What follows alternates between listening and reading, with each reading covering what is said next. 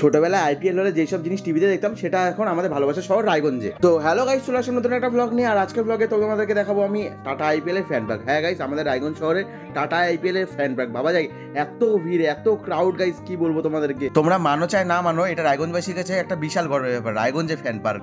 তো ঢুকতে এই ভাইটা আমাদেরকে সব কিছু বুঝিয়ে দিল।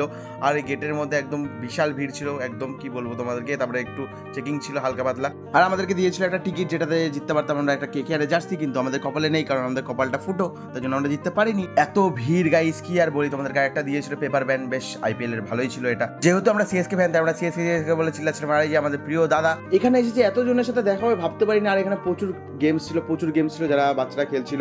আর এই খাবারগুলো ফ্রি ছিল না গাইস, সব টাকা দিয়েছিল। কিন্তু এই লেখা টেখাগুলো সব কিছু ফ্রিতে ছিল।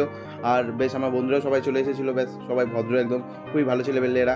আর কি বলি গাইস, ওদেরকে নিয়ে যা বলবো সব কম। আর এখানে উইকেট পড়া আছে দাদাই, এই দাঁড়া কেকেআর করে নাচছিল। টাটা গাইস, দেখা হচ্ছে নেক্সট ব্লগে।